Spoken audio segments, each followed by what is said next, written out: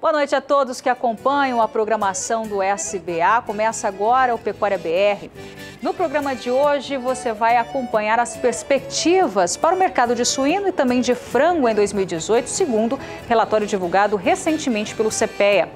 Vai acompanhar também uma entrevista feita com uma das 100 personalidades mais influentes do agronegócio brasileiro, é o produtor rural Eduardo Riedel. E hoje à noite, aqui pelo Canal do Boi, tem transmissão ao vivo do leilão virtual Gado de Corte da Leilosul, que coloca à disposição do mercado animais para cria, recria e também para engorda. Hoje, quinta-feira, 11 de janeiro, começa agora o Pecuária BR.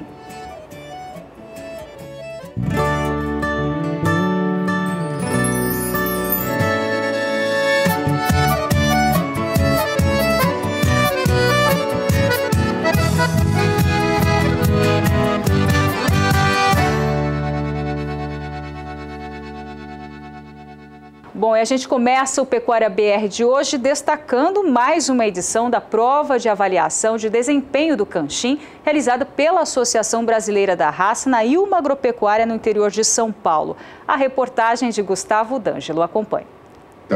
Criadores, técnicos e autoridades do agronegócio estiveram reunidos na sede da Ilma Agropecuária em Angatuba, interior de São Paulo, para oficializar a conclusão da 7ª prova Canchim de avaliação de desempenho, a PECAD. O presidente da ABSECAM e anfitrião da festa, Adriano Lopes, falou da contribuição da raça para a pecuária brasileira. O Canchim, Gustavo, é uma raça que está completando esse ano que vem 65 anos de história. Não existe uma empresa, uma marca que se sustente no mercado por 65 anos se ela não tiver seus méritos, se ela não tiver suas qualidades, se ela não estiver pautada em um trabalho sério. O evento contou com a presença do secretário de Estado da Agricultura e Abastecimento de São Paulo, Arnaldo Jardim, que destacou os avanços que a raça vem passando ao longo dos anos. A prova de desempenho, os resultados hoje apresentados aqui, também indicam uma evolução muito importante do plantel. Ou seja, há não só animais que despontam, porque isso sempre existe, mas há uma elevação global daqueles animais, e foi uma amostra muito representativa do plantel que se teve aqui, indicando, portanto, uma evolução do ponto de vista da genética do Canchim que nós devemos comemorar. Supervisionada pelo programa Geneplus Embrapa de melhoramento de gado de corte, que também é responsável pelo programa de melhoramento genético da raça Canchim, nesta edição, a prova reuniu cerca de 200 machos divididos em 2 grupos, um de animais nascidos de julho a setembro e outro de outubro a novembro de 2016. O objetivo da PECAD é identificar garrotes que possam se tornar futuros raçadores da raça, com a produção de animais geneticamente superiores, seja para uso nos projetos de seleção ou no cruzamento industrial. Essa prova é hoje um dos principais meios da gente fazer melhoramento na raça Canchim. É daqui que saem os principais touros melhoradores da raça que vão servir para que essa raça continue evoluindo e evoluindo fortemente como evoluiu nos últimos anos e como tem se aprimorado. Tudo isso para que a raça continue melhorando, continue evoluindo e ofereça ano após ano ao mercado animais mais adaptados, mais rústicos e com maior capacidade de produção, com maior capacidade de ganho de peso. Foram 152 dias de prova. Os animais entraram em confinamento com média de 9 e 10 meses e peso médio de 275,8 quilos. Saíram com 14 e 15 meses e 469,8 quilos, registrando ganho de peso médio diário de 1,276 quilos. A dieta usada é basicamente concentrado, 70% de NDT e 18% de proteína, com quantidade aproximada de 1% do peso vivo. A nutrição foi calibrada para a média de 1,2 kg ganho por dia. Fique agora com o resultado da 7ª prova Canchim de avaliação de desempenho, com destaque para os primeiros colocados de cada categoria. No grupo que nasceu entre julho e agosto de 2016, 13 foram classificados como elite, 7 como superior plus e 14 como superiores. O animal que recebeu o troféu ouro foi 4046MN da Itamaraty, de Luiz Carlos Dias Fernandes, Canchim Itamaraty, de Três Lagoas, Mato Grosso do Sul. Entre os animais nascidos entre setembro e novembro de 2016, 5 foram classificados como elite, outros 7 como superior plus e 9 como superiores. O melhor do grupo foi Chororó 3502MN da Vista Alegre, pertencente ao criador Edson Rodrigues Bastos, de Guarapuava, Paraná. Quem levou a melhor na categoria progênie de pai foi Dorivan Cruvinel de Souza, dono de Dom MN da São Tomé, animal campeão da categoria. E a segunda quinzena de janeiro ainda será de chuvas para a região centro-sul do país, o que favorece as pastagens com a boa umidade no solo. Juliana Rezende tem mais detalhes da previsão do tempo para a região.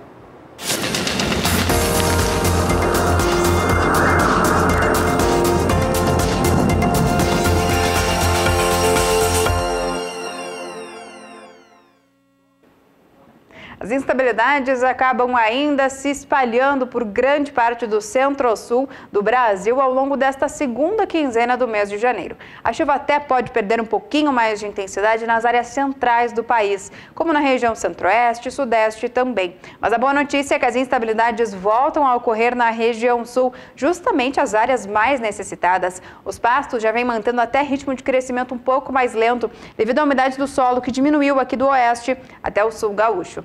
Nos próximos 5 dias, tem previsão ainda de chuva bastante abrangente. As instabilidades seguem ocorrendo de maneira mais expressiva aqui no centro-oeste, sudeste até o Paraná. Isso ocorre ainda por conta da atuação de um canal de umidade que segue garantindo essas instabilidades mais expressivas. Tem previsão de acumulados de até 50 milímetros aqui na região central, faixa leste de São Paulo também. Agora, na região sul, a chuva volta a ocorrer aos poucos por conta de uma nova frente fria que vai ajudar a trazer mais instabilidades para a região. No decorrer da segunda semana, essa chuva aqui no sul do Brasil acaba se intensificando e ocorrendo de maneira mais expressiva aqui no litoral de Santa Catarina, Paraná e também Paulista. No Rio Grande do Sul segue chovendo. Ativos. Agora, milímetros é que deve chover na faixa oeste gaúcha. Aqui na região centro-oeste, Minas Gerais e Espírito Santo, a chuva começa a perder um pouquinho mais de intensidade, acaba tendo até tempo mais seco no norte mineiro, enquanto que na região central do Brasil, chuva fraca e também mal distribuída. E essa tendência ainda vai ocorrer mais para o final de janeiro. Até o dia 26 tem previsão de chuva fraca no centro-oeste e sudeste também. Previsão de pancadas mais fortes aqui na região sul. Até São Paulo e sul de Minas ainda devem ser beneficiados por conta das instabilidades mais significativas. Então, grande parte do centro-sul do Brasil ao longo da segunda quinzena do mês de janeiro ainda devem receber instabilidades frequentes e também abrangentes. Com isso, grande parte do solo ainda deve seguir mais úmido e beneficiar o crescimento das áreas de pastagens.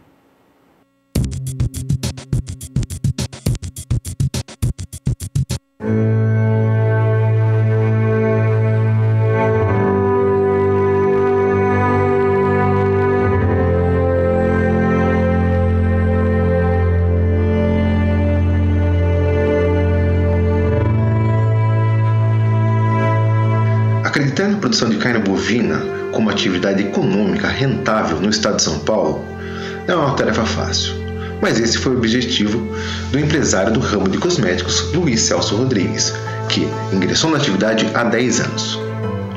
Nesta uma década de trabalho, a tecnologia sempre esteve presente na vida do pecuarista. Em uma área de 7 alqueires, no município de Fernão, a 61 km de Marília, o produtor atua exclusivamente no sistema de engorda, por meio de um confinamento que atualmente comporta 200 cabeças, mas com previsão de chegar a 500 animais confinados. A ideia era comprar uma fazenda grande no Mato Grosso, e eu falei assim, eu não quero ir para o Mato Grosso, eu quero ficar aqui dentro do estado de São Paulo e mostrar que numa propriedade pequena há condições de produzir animais de alta performance, entendeu? De carne e com custo-benefício muito bom. Eu achava que, por exemplo, mesmo com as terras mais caras, o valor agregado maior, eu acredito que você também dá para fazer alguma coisa diferente aqui, é o que a gente está fazendo. Nós estamos fazendo uma carne de alta qualidade. Nós trabalhamos aqui com a raça Angus, né? Tanto a Black como a Red, entendeu? E tipo assim, a gente traz do Rio Grande do Sul, né?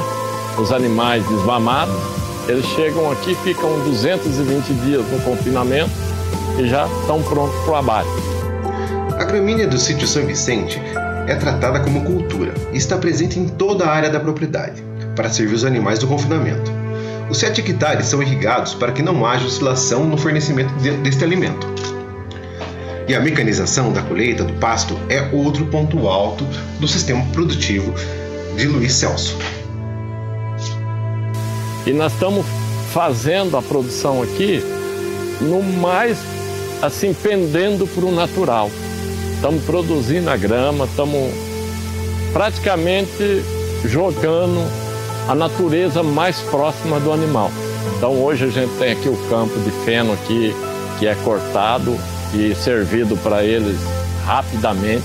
Eles chegam aqui na faixa de 160 quilos a 200 quilos. Eles já saíram tudo com 400 quilos nesse período de 220 dias. Então são animais todos numa faixa aí de 15 a 18 meses.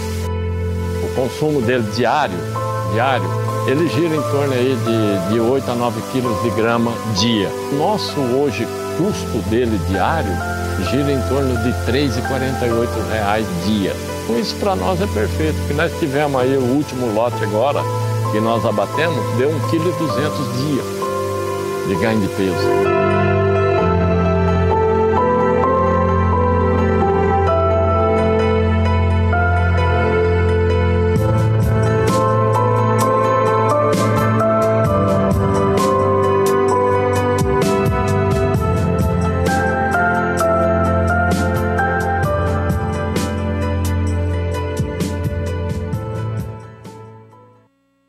O dólar fechou em queda nesta quinta-feira. Vamos até a Bolsa de São Paulo com a Sara Kirchhoff, que traz os detalhes, o que influenciou a moeda americana nesta quinta-feira, Sara, para essa queda. Boa noite para você.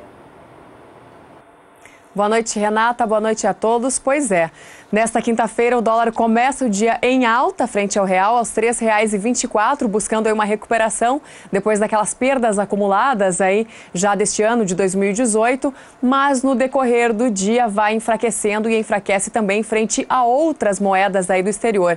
Essas perdas elas aconteceram principalmente hoje para o dólar em função dos dados relativos à produção nos Estados Unidos no mês de dezembro, que ficaram abaixo da expectativa do mercado.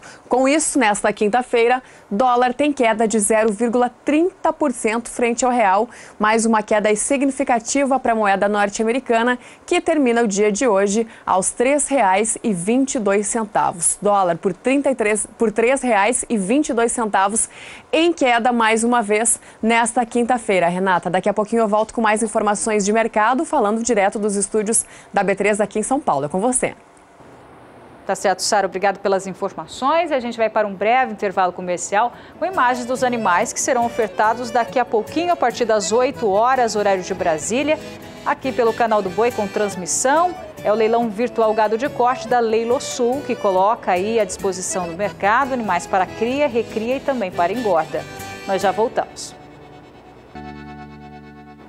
Pecuária BR de volta, e agora você vai relembrar uma entrevista feita por Elaine Valdez com o produtor rural Eduardo Riedel, que pela terceira vez foi eleito pela revista Dinheiro Rural como uma das 100 personalidades mais influentes do agronegócio. Acompanhe.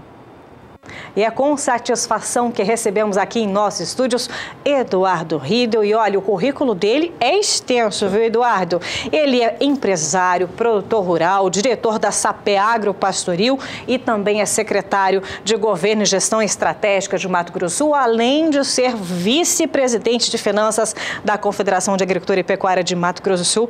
É extensa, viu? Trabalha bastante, né, Eduardo? Bastante, bom dia. Elaine. Bom dia, um prazer estar aqui com vocês. Me diz uma coisa, como é que você recebeu essa notícia pelo terceiro ano consecutivo, aliás, o nome aí, um dos 100 nomes mais influentes do agronegócio brasileiro nessa categoria, governo junto com o Mário Maggi, aliás, né? Com muita satisfação, né, Elaine? Primeiro, como você disse, trabalha bastante. E eu acho que isso é consequência de dedicação, de trabalho. A gente não trabalha pensando em títulos ou nada disso. A gente trabalha focado no resultado. Essa é uma diretriz que a gente sempre carregou nas nossas ações e dentro do governo, apesar de um momento extremamente difícil para o país, para o Brasil, nós temos conseguido avançar e muito em várias áreas específicas do governo e amplas. O Mato Grosso do Sul ele é um estado que dá exemplo para o Brasil no que diz respeito à sua solidez fiscal, à sua capacidade de investimento, ao ambiente de negócio. E o agro, como uma atividade absolutamente crucial dentro desse cenário, talvez a atividade que mais contribuição dê hoje em dia para a economia do país. A economia brasileira. Aguenta o rojão, como a gente fala, né? Sem dúvida nenhuma se beneficia desse ambiente que nós estamos criando aqui no Mato Grosso do Sul. Então, um volume de investimento muito alto, uma máquina pública mais enxuta possível. Nós temos que caminhar nesse sentido. A atividade produtiva brasileira, ela não consegue bancar uma máquina pública muito ineficiente e grande. Então, todo o nosso esforço é no sentido de ir contra essa situação posta no país e criar uma estrutura mais enxuta e mais eficiente. E o agro do Mato Grosso do Sul tem respondido a isso. É um crescimento extremamente importante em várias das cadeias produtivas, na nossa pecuária, na atividade de grãos, na integração. A floresta plantada, que formou-se um polo fantástico aqui no estado, cana-de-açúcar, que apesar de uma dificuldade de mercado há uns 3 anos atrás, começou a se recuperar e tem bons horizontes pela frente. Um desenvolvimento específico em leite, que é uma atividade aqui no estado, ainda por se desenvolver bastante. Enfim, o governo ele tem que atuar de maneira a buscar indução para o desenvolvimento dessas cadeias produtivas e de outros. E nesse sentido que nós temos trabalhado. A convalidação dos incentivos fiscais que nós conseguimos no Congresso Nacional, ela é extremamente importante para esse ambiente criado. As indústrias que vieram para cá vieram por incentivo e agora até 2033, dentro de um processo que buscou-se uma transparência muito grande nessa relação com essas empresas, elas estão garantidas em seu benefício. Isso dá estabilidade jurídica, dá tranquilidade, atrai capital. Então, todo esse conjunto de medidas é que fazem do estado de Mato Grosso do Sul um estado importante e competitivo. Esse é o fundamental dessa história. Além disso, né, o nome citado então na categoria governo por conta dessa contribuição ao programa do MAPA, o Agro Mais, que prevê desburocratizar o poder público. Isso vem acontecendo de fato, Riedel? Vem acontecendo. Alguns dados que eu considero importantes, né? O secretário Jaime, na Secretaria de Produção, a gente conversa muito em relação a algumas diretrizes. E uma delas é essa, a desburocratização. Isso tem acontecido em função muito de tecnologia também. Não é possível nós estarmos aí num ambiente totalmente digital e muitas vezes as estruturas públicas no analógico, né? Verdade, no 2.0 não acompanha. Né? E essa é uma discussão que a gente tem feito. Hoje, produtores para tirar nota fiscal, para tirar sua GTA, eles não precisam mais ir na sua agência física, né? De casa, do seu computador, da sua estrutura muito administrativa, prático, né, tira a nota, caminha, faz as suas transações, como tem que ser, né, no mundo de hoje. Facilitar ao invés de complicar, facilitar. Né, e uma coisa importante, inverter o ônus da confiança. O Brasil ele é muito pautado em cima do eu monto uma série de processos para garantir que ninguém vai burlar uma norma, uma lei ou algo parecido. E nós temos que inverter essa lógica. Dê crédito a cada um dos cidadãos. Se por um acaso ele usar de maneira de má fé ou errada um processo, que ele vai sofrer a sanção por aquilo, mas não criar dificuldade para ele conduzir o processo. E é essa lógica que nós temos buscado inverter, e isso está no cerne de uma desburocratização que a gente busca aqui no Estado, além da transparência. Hoje, todas as informações de governo, salário de todos os funcionários, contratos, está tudo aberto. Não à toa nós saímos em 2015 com uma nota 1.4 em transparência e por 2 anos consecutivos, 16 e 17, nós somos nota máxima pelo MPF e pela a CGU nota 10 em transparência, um critério que essas instituições usam para ranquear os estados. E nós desenvolvemos muito essa área porque acreditamos também que as informações claras, elas fazem parte, o maior órgão de controle que tem do estado é o cidadão. Não são os processos. As informações claras, elas ajudam o Estado a melhorar a sua performance. E me diz uma coisa, ainda falando no Agro Mais, que é um projeto incrível, muitos estados também adotaram. Além dessa facilitação utilizando a tecnologia, temos mais exemplos para poder contar ao pecuarista, ao produtor que está sintonizado, que foi possível através do Agro Mais para o estado de Mato Grosso do Sul? Sim, outro exemplo importante também, quando no início do governo nós unificamos a Secretaria de Produção com a Secretaria de Meio Ambiente, o objetivo foi mostrar que não há polaridade entre essas duas áreas. Pelo contrário, tem muita complementariedade e respeito. Isso nós conseguimos, dentro de uma estrutura única, produção e meio ambiente, agilizar em muito também os processos de licença. Tem coisas, às vezes, que demoravam 2, 3, até 4 anos. Nós reduzimos bastante esse tempo de análise, sem nenhum prejuízo à questão ambiental, mas um processo muito mais ágil, um processo... Isso é bom para todo mundo. Isso é segurança jurídica, é estabilidade. Todos os elos da cadeia saem ganhando. Todo mundo se beneficia e não há prejuízo ao meio ambiente, que também é muito importante. Então, a gente fica, às vezes, numa dicotomia, num paradoxo, um é antítese do outro e não é.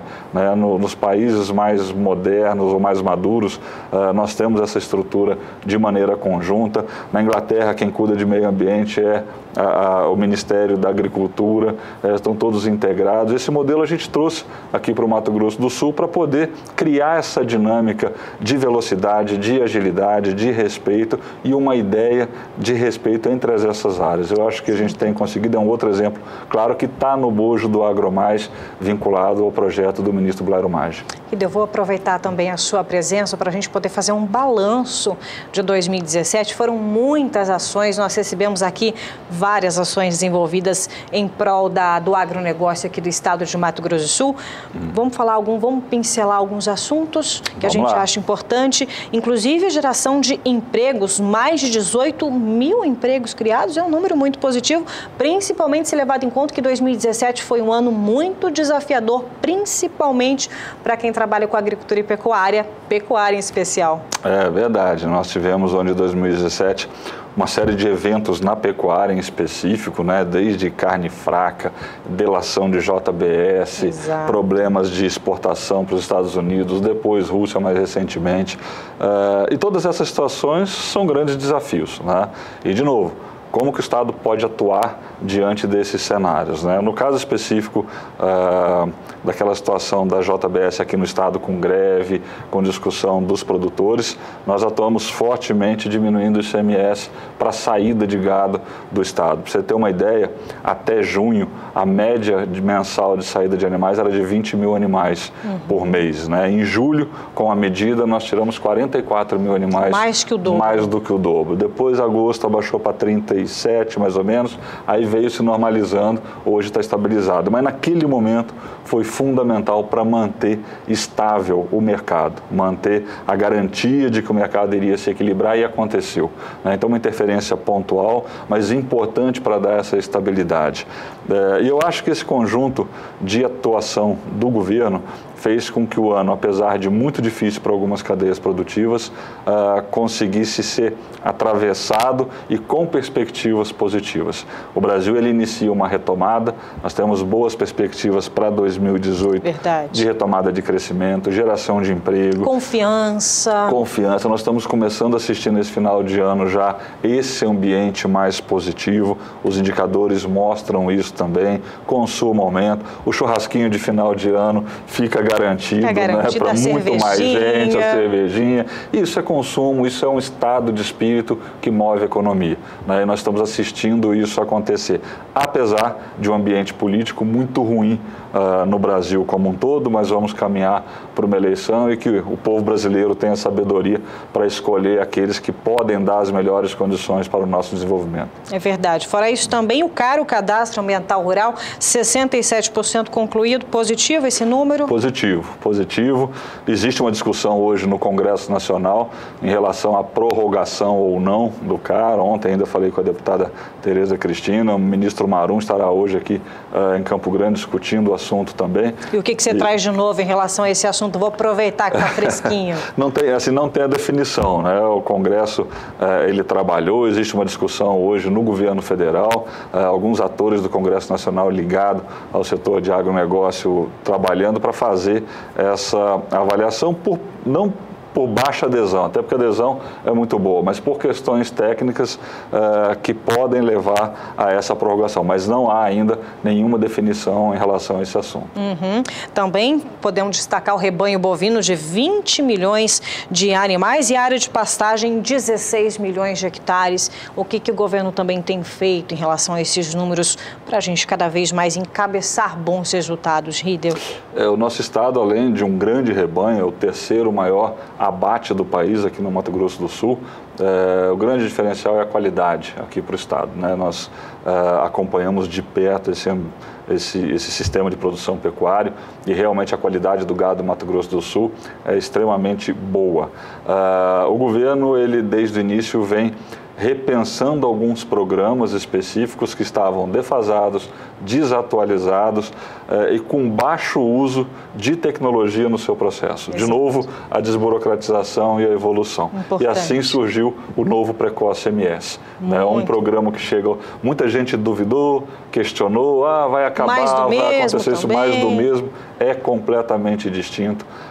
Abateu dentro do programa mais de 316 mil cabeças esse ano, que iniciou em maio. O programa vai terminar com 85% de classificação, são mais de 270 mil cabeças e perto de 20 milhões de reais entregues ao produtor por qualidade, por animal que atendesse aquela especificação. E tudo isso feito dentro de um ambiente eletrônico, dentro de um ambiente digital, onde não há mais planilhas voando para lá e para cá e possibilidades de mau uso desse processo. Então, hoje a gente tem uma estrutura muito mais robusta para o Precoce MS e o programa continua e é um sucesso aqui no estado. Além do PDAgro, que é incentivo de produtividade de algumas culturas, como milho, por exemplo, feijão. Aliás, Mato Grosso é o quinto maior produtor de grãos do Brasil. É o quinto maior de soja e o quarto maior, quinto de grãos, quinto maior de soja, quarto maior de milho. Esse ano nós atingimos quase 10 milhões de toneladas de milho, foram 9,7, se eu não me engano. Então, o Mato Grosso do Sul, ele planta 75% da sua área de soja em milho safrinha, praticamente segunda safra. O estado dominou essa tecnologia e integra isso com a pecuária muito bem. Então, sem dúvida nenhuma, que é um exemplo de sustentabilidade para todo o Brasil. Para a gente poder encerrar essa entrevista, já estamos aqui nos últimos minutinhos, passa voando, né, Rio? Passa rápido. Você acabou de sentar aqui, já está acabando o nosso tempo. Existe luz no fim do túnel para 2018? Vamos falar principalmente para a pecuária. Eu acredito que sim, né? Conversando com os atores da cadeia produtiva, aqueles que fazem acontecer, os exportadores, o próprio Ministério da Agricultura, eu acredito que o mercado retoma uma força no mercado interno. E temos que lembrar sempre que mais de 80% da nossa produção fica no Brasil. Nós temos um mercado muito grande. Muito grande. E com essa retomada da economia, eu acredito que a gente consiga melhorar um pouco o nosso consumo. Isso tende a dar estabilidade de preço para os mercados originais.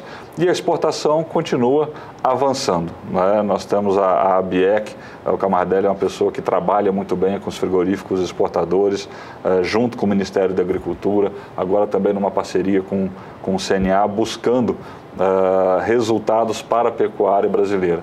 E eu acredito sim que a gente vai ter dias melhores em 2018 para a nossa pecuária. Olha, muito obrigada. Nós conversamos com o Eduardo Riedel, ele que é um dos 4 nomes dentre os 100 citados aqui com grande contribuição ao agronegócio brasileiro neste ano de 2017. Mato Grosso fazendo a lição de casa, aparecendo o cenário aí em todo o cenário brasileiro. Muito obrigado, viu? Parabéns pelo prêmio na categoria Governo. Muito obrigado, Elaine. Eu que agradeço. É sempre um prazer estar aqui com vocês. Um grande abraço. Bom, agora é hora de Touros do Dia. Adriano Edival, é com você.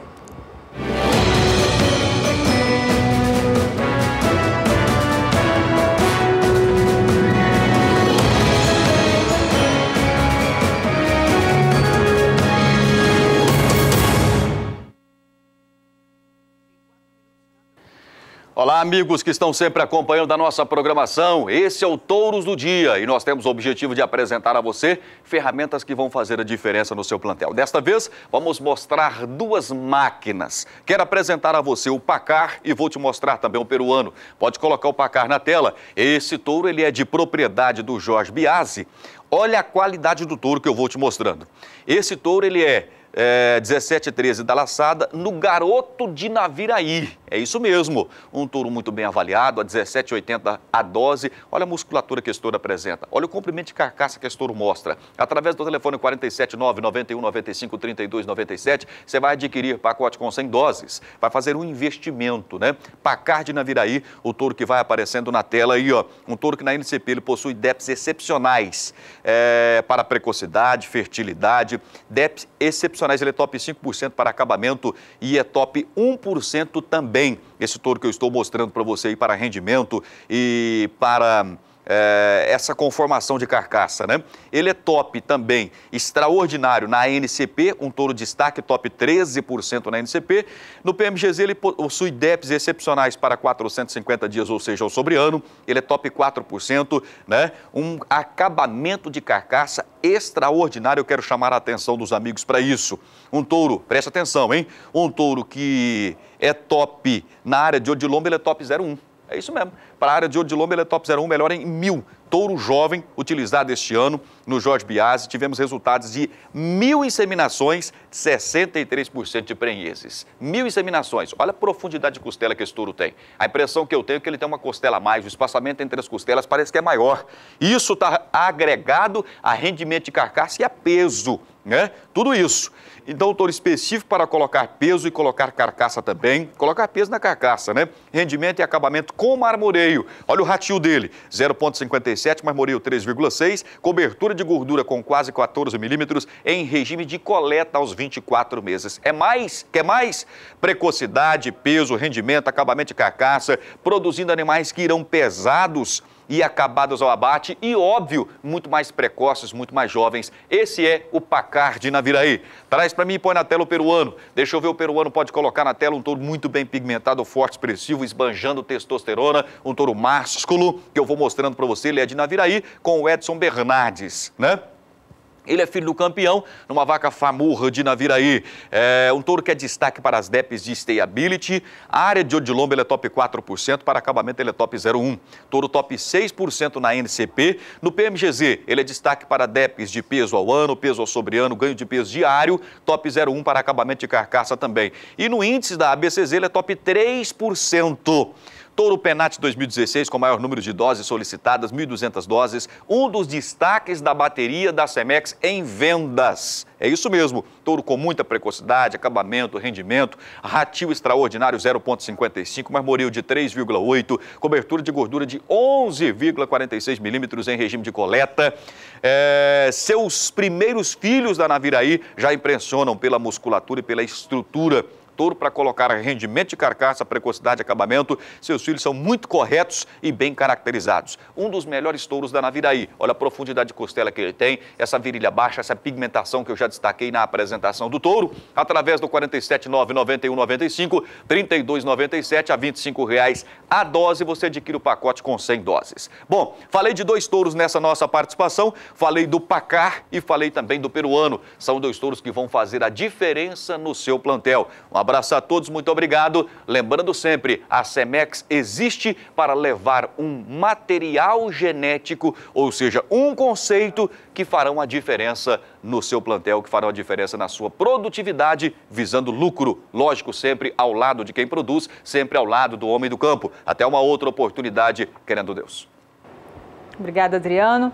Bom, a gente vai para um breve intervalo comercial com imagens dos animais que serão ofertados hoje à noite. Hoje à noite, a partir das 8 horas, horário de Brasília, tem leilão virtual gado de corte da Leilo Sul. Nós já voltamos. Com 24 vetos, o presidente Michel Temer sancionou nesta quarta-feira o novo texto do refis do Fundo Rural. Veja como foi a repercussão entre a bancada ruralista. O texto foi publicado no Diário Oficial da União. A lei mantém alguns benefícios aprovados pelo projeto do Congresso, com uma redução de 4% para 2,5% do valor total da dívida. E principal, o parcelamento em 176 vezes. É realidade o produtor rural pagar 40% mais barato o Fundo Rural. Claro que o produtor passou a ter uma dívida que ele não tomou a decisão.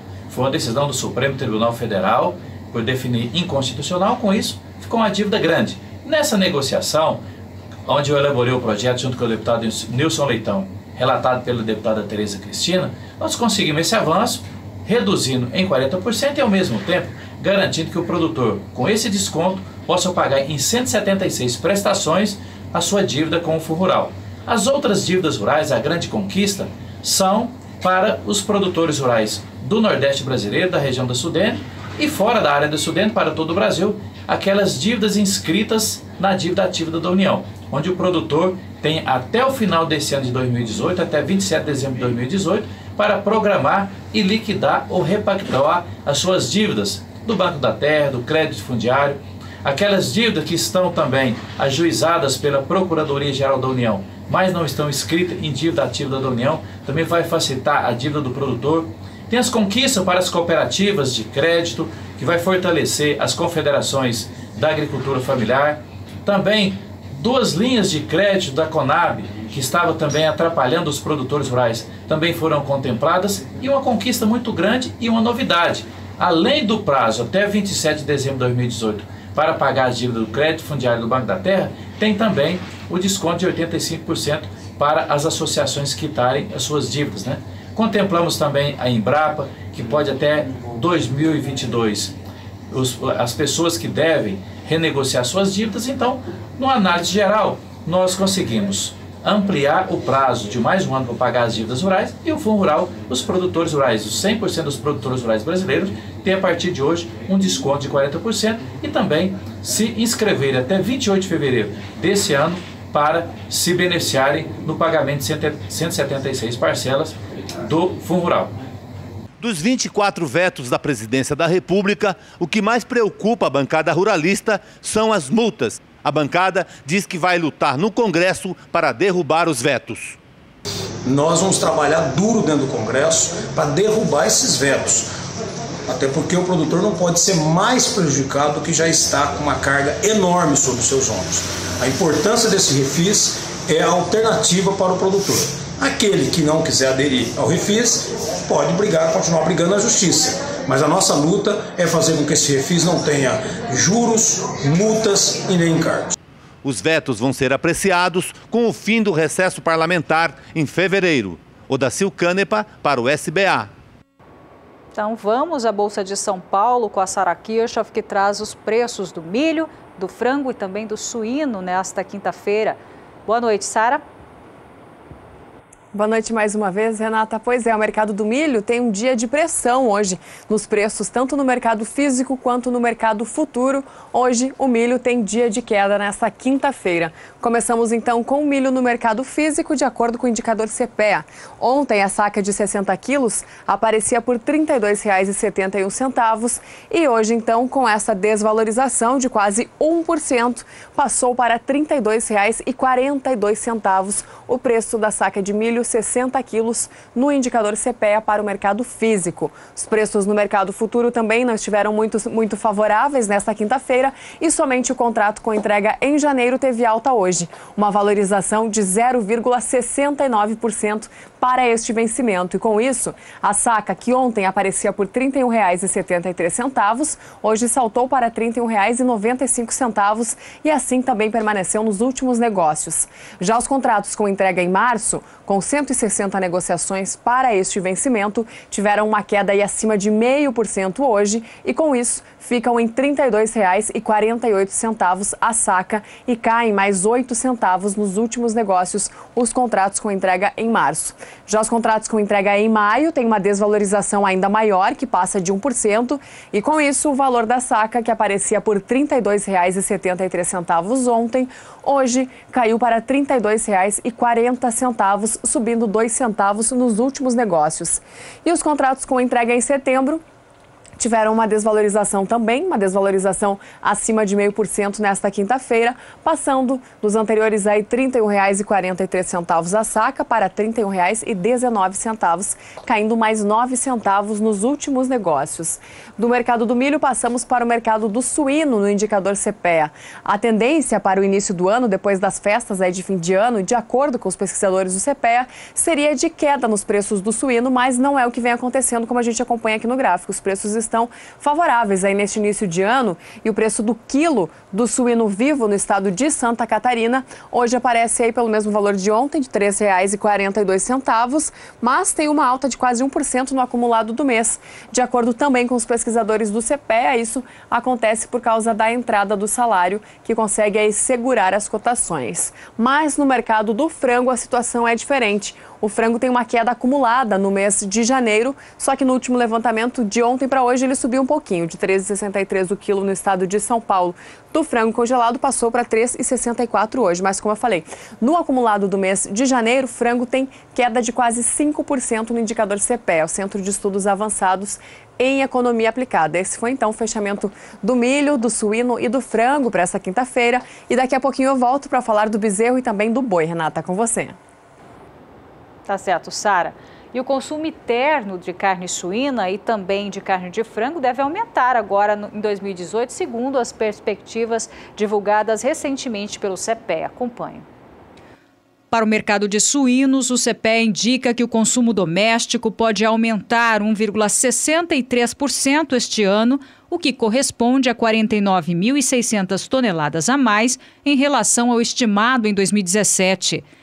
Este aumento na demanda tem como base um cenário mais conservador para a estimativa de crescimento do PIB pelo Banco Central do Brasil, de 0,62% em 2018. De acordo com o CPEA, a produção de carne suína deve aumentar 2,38%. Com isso, os excedentes exportáveis, que é a quantidade de carne disponível para exportação, seriam 5,27% superiores em 2018 em comparação ao ano anterior. Neste contexto, o desafio da suinocultura nacional neste ano será ampliar os destinos da carne brasileira ao mercado externo. Tendo como base outra estimativa de crescimento do PIB do Banco Central de 2,53%, cálculos do CPEA apontam aumento de 2,85% ou de 86.800 toneladas a mais que em 2017 no consumo doméstico de carne suína. Neste contexto, ainda que a produção seja superior, o aumento nos excedentes exportáveis em 2018, frente ao ano anterior, seria bem tímido, de apenas 0,54%. Em 2017, os maiores importadores da carne suína brasileira foram a Rússia, Hong Kong e China, que juntos foram destino de 68,4% de todo o volume embarcado até novembro. Para 2018, segundo estimativas da Organização das Nações Unidas para a Alimentação e Agricultura, o ritmo de importações por parte da China deve ser menor. Essa tendência já vem sendo observada desde julho de 2016, quando a China anunciou aumentar sua produção doméstica, apesar de ter limitações para a expansão. O recente embargo imposto pela Rússia à carne suína brasileira também trouxe incertezas ao setor quanto ao volume que será importado pelo país em 2018. Estimativas indicam que em 2016, de todo o volume de carne suína importada pela Rússia, 93% saíram do Brasil. Para 2018, a expectativa é de que a Rússia volte a elevar as compras no país. Já para o mercado de carne de frango, o CPEA indica que a produção brasileira pode crescer 3,34% em 2018, em comparação à estimativa de 2017, com base no histórico nacional. A demanda também deve aumentar, mas de maneira menos intensa, entre 1,32% e 1,57%, dependendo do ritmo de recuperação da economia, o que indica que o Brasil vai gerar excedente de carne de frango em 2018. De acordo com o CPEA, esse cenário mostra que, novamente, o setor vai depender fortemente das exportações e reforça a necessidade de a avicultura nacional seguir cumprindo os requisitos sanitários exigidos por importantes demandantes internacionais. Em um cenário conservador de recuperação da economia, estimado em 0,62% pelo Banco Central, a quantidade de carne de frango demandada pelos brasileiros pode aumentar 1,32% neste ano. Com isso, a relação entre a produção e o consumo doméstico resultaria em aumento de 7,4% no excedente exportável em 2018. Caso todos os excedentes sejam absorvidos pelo mercado internacional, o volume corresponderia a 34,5% da produção nacional. Tendo como base outra estimativa de crescimento do PIB do Banco Central, de 2,53%, o CPEA projeta aumento de 1,57% na demanda em 2018, resultando em crescimento de 6,91% nos excedentes. Apesar do menor aumento na geração de excedentes exportáveis neste segundo cenário, uma parcela significativa da produção nacional ainda seria destinada ao mercado externo, de 34,33%. O aumento no volume excedente em 2018, por sua vez, pode, em partes, ser absorvido pela maior demanda da China. Segundo estimativas do Departamento de Agricultura dos Estados Unidos, as importações chinesas de carne de frango devem crescer 7% em 2018. Por outro lado, os embarques brasileiros para o México até o momento ainda estão incertos para 2018, já que a cota de exportação que permitia que o Brasil atendesse ao mercado mexicano expirou e o setor está à espera de uma renovação. Em 2017, o país mexicano foi destino de 2,8% de todo o volume embarcado pelo Brasil, sendo este o principal fornecedor de carne de frango ao México. E sobre essas perspectivas, eu converso com João Pedro Cuti Dias. Boa noite para você, João. Boa noite, Renata. A gente começa pela carne suína, né? Como que fica para 2018? Bom, a grande questão é que todo mundo espera que o país volte a crescer. Esse 1% de 2017 é muito modesto. O Brasil tem condições de crescer de 2,8%, 3%. A cada 1% do que cresce o PIB, aumenta 2% o consumo de carnes. Aí a briga vai ser entre carne bovina, suína e frango. Cada um deles, quando a gente fala aumentar, o termo que eu acho que mais correto seria falar recuperar, porque houve uma queda no consumo em função da crise econômica, da baixa renda, do desemprego, queda de confiança e tal. Você tinha no frango, nós consumíamos 43 quilos por habitante ano, aí veio para 41 e pouco. Então, hoje há uma expectativa, o país voltando a crescer, que nós recuperamos isso aí. O brasileiro está acostumado a comer 43 quilos por habitante ano. No caso suíno, você tem um consumo interno que ainda é meio incipiente, você precisa melhorar o consumo interno de carne suína. O brasileiro come carne suína industrializada, presunto, etc, etc. Ele tem que, agora que nos últimos anos, começou a ter uma oferta de carne in natura, costela, pernil, lombo, picanha suína, etc, etc. Começou a ter oferta disso. Então agora, e é um preço razoável. No passado era absurdamente caro, então ninguém ia comprar mesmo. O preço da carne do filé mignon era quase o preço da costelinha de suíno. Então hoje não, mudou. Então, esses cortes estão entrando até nas marmitas, ou seja, aquela mistura de carnes que vai nas marmitas já começa a aparecer carne suína. É positivo isso é importante porque é o nosso mercado interno, um grande mercado interno. São 205 milhões de brasileiros que a hora que essa economia crescer tem renda e vão comprar mais. O problema da carne suína é que nós estamos na exportação dependendo de um país chamado Rússia. O russo joga pesado, do pescoço para baixo é canela, ou seja, eles usam tudo que é artifício para ganhar preço, isso e aquilo. Quando a Rússia sofreu um embargo em função da questão da Ucrânia, o Brasil continuou fornecendo alimentos para ele. Por isso que o Brasil fornece 93% do suíno. Porque os Estados Unidos e a União Europeia embargaram. São os dois grandes exportadores. O Brasil permaneceu. Agora, em troca, agora os russos embargam o nosso produto. E está indefinido ainda. Está indefinido. E a reclamação deles, inclusive até possivelmente a gente vai amanhã, vão ter uma matéria aqui no canal, porque eles estão reclamando também, não é só disso, mas também, da questão da demora do Brasil de atender a alguns problemas de ordem de fiscalização, quando houve o problema da carne fraca, logo em seguida o Ministério anunciou uma série de medidas, mas estão demorando para todas essas medidas serem implantadas. É um feedback, uma resposta. E efetivar. Vamos botar mais 300 veterinários. Mas cadê os 300 veterinários? Não foram contratados.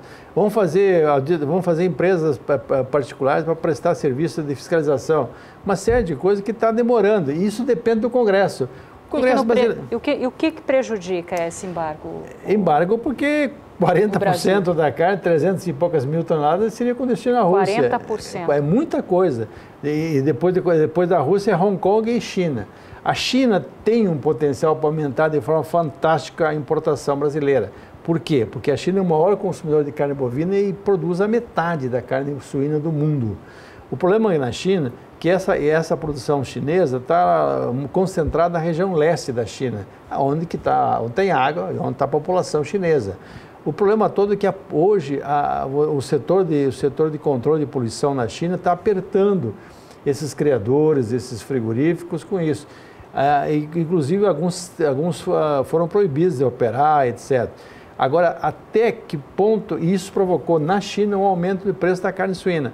Até que ponto a China vai voltar a importar de forma significativa? Isso é uma dúvida, o mercado não se tem isso. A questão sanitária também conta muito, né, João? O Brasil não entra em alguns mercados importantes, como o Japão, entrou agora um pouquinho via Santa Catarina, a Coreia do Sul, que é um outro grande mercado, porque no Brasil não tinha todo o território nacional sem a febre aftosa.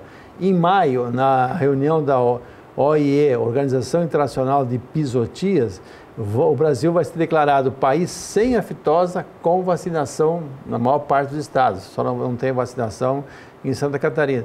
Isso vai ser um alvará, vai ser uma carta para poder abrir novos mercados e aumentarmos as exportações para Coreia do Sul, Japão e alguns outros mercados que embargavam a carne brasileira em função da ausência de controle total da aftosa no território brasileiro.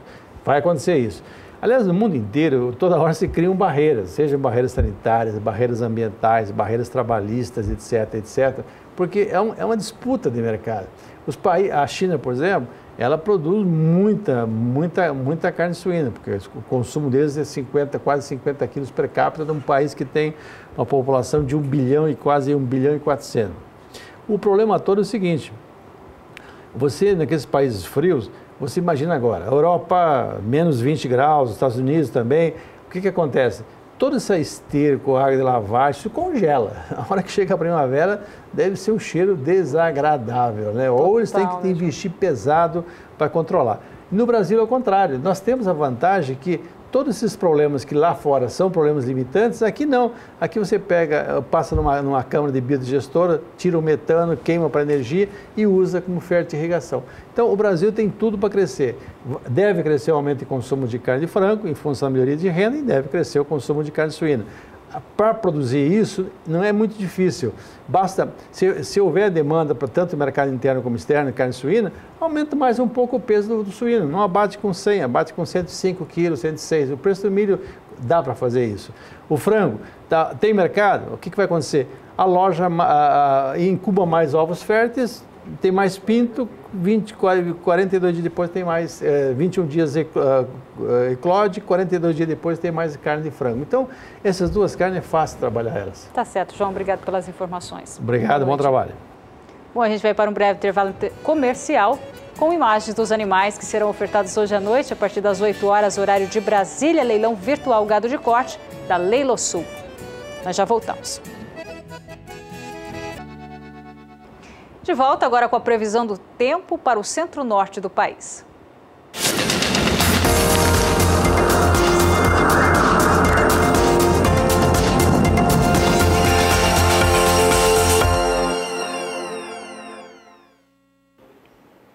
No restante restante do mês de janeiro, as instabilidades ainda devem seguir com fraca intensidade na maior parte da metade norte do Brasil, mas especialmente na região nordeste. A irregularidade das chuvas na região nordestina vem mantendo o solo mais seco aqui nessas áreas em laranja do mapa. E nos próximos 5 dias também não tem previsão de chuva muito forte para a região nordeste. Até tem previsão de chuva abrangente, ou seja, pode chover ainda na maior parte da região, mas de maneira muito fraca e mal distribuída. A circulação dos ventos lá no alto da atmosfera é que acaba inibindo a formação de nuvens de chuva, enquanto que na região norte o calor e a umidade do ar mais elevada ainda mantém as instabilidades tropicais abrangentes e que devem alcançar até o Tocantins e também o Maranhão. O volume de água é elevado, alcançando até 50 milímetros em apenas 5 dias.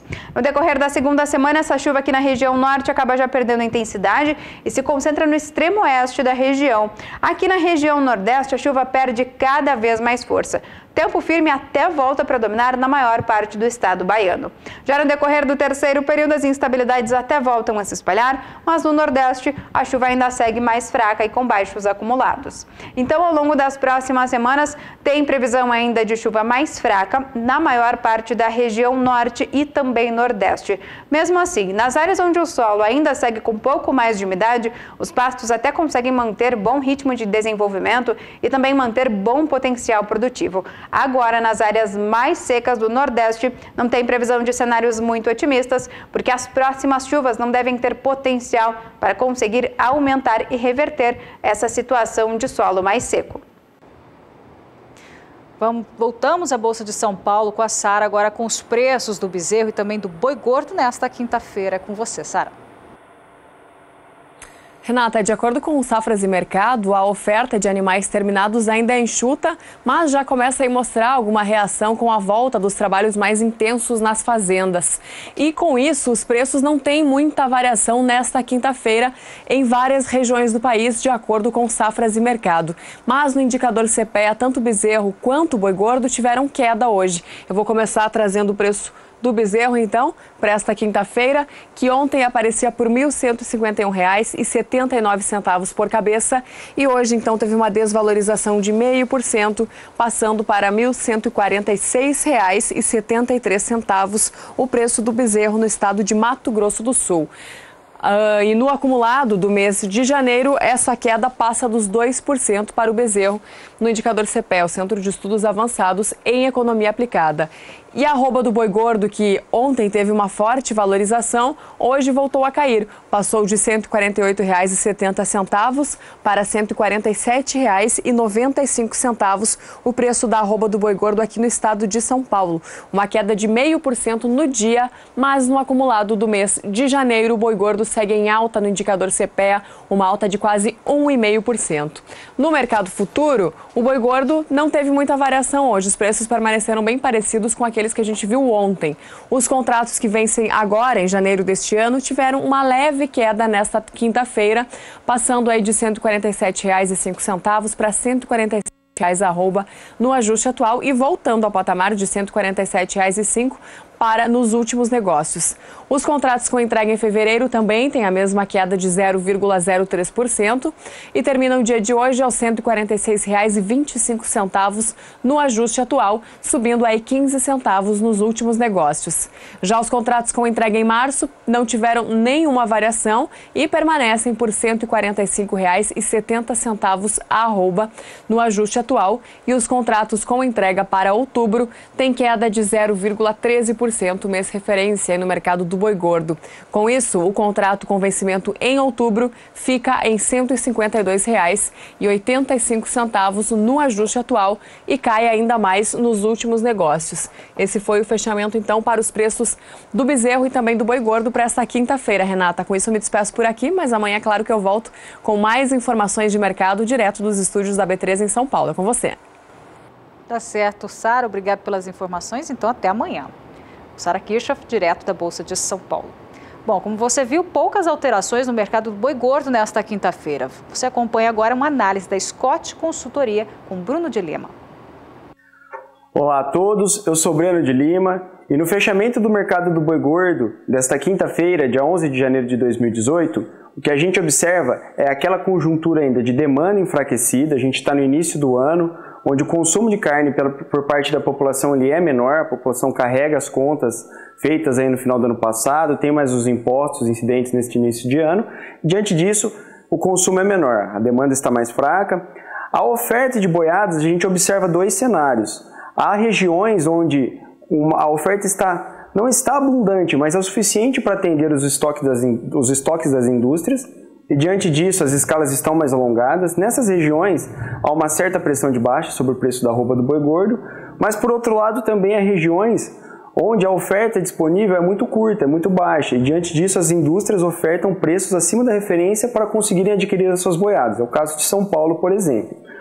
De novo, no fechamento de hoje, que a gente traz é que após o presidente Michel Temer sancionar na terça-feira a lei, né, a nova lei do Fundo Rural, que ele teve 24 vetos, né, que ele deu 24 vetos sobre o texto da lei, a gente passa a divulgar os nossos preços livres de fundo rural, descontando a alíquota de 1,5%. Anteriormente, essa alíquota era de 2,3% e agora ela passa a ser de 1,5%. Diante disso, no fechamento de hoje, nossos preços, a maior parte registraram alta devido a esse 0,8%, essa diferença da alíquota antiga de 2,3% para 1,5%.